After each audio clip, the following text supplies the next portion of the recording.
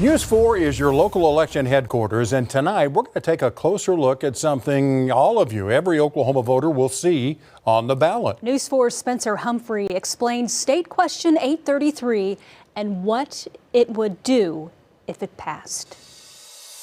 When you go to vote this year, you'll see on your ballot State Question 833. It's these paragraphs, these blobs of text really, that might leave you more confused when you're finished reading them than before you started.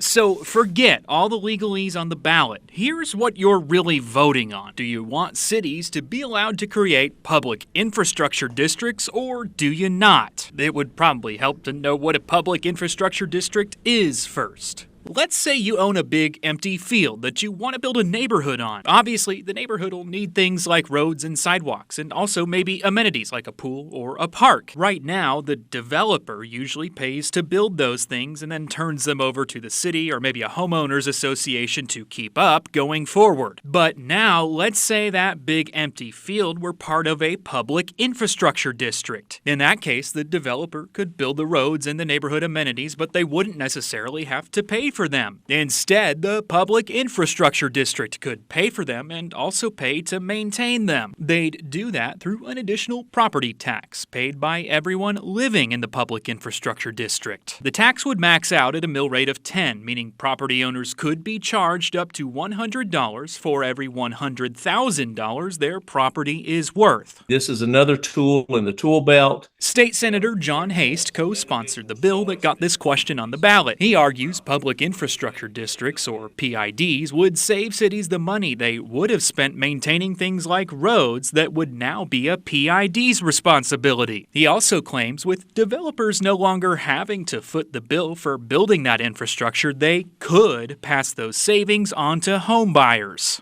This way it's spread out more.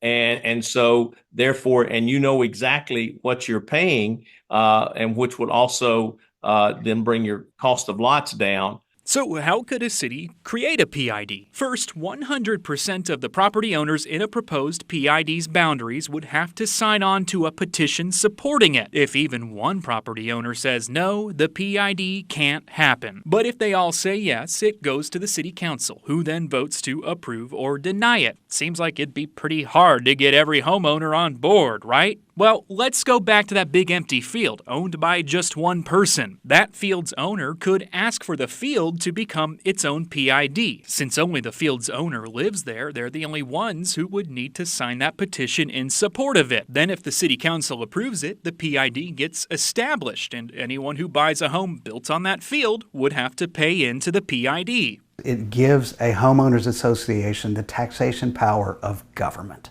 State Rep Andy Fugate worries if passed, the ballot question doesn't include anything that could prevent a PID from closing its publicly funded infrastructure to the public.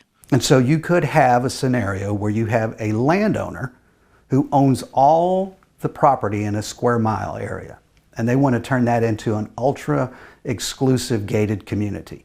He also thinks people paying into a PID might feel less inclined to support things like school or city bond measures. My fear is that people will buy property in this exclusive area, in this exclusive community, take a look at their property taxes and say, you know what?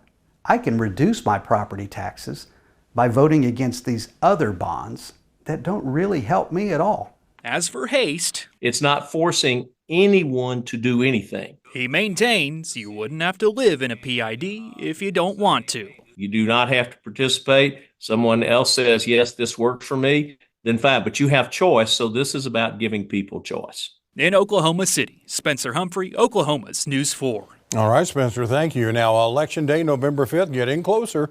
Early voting starts in a little over a week on October 30th.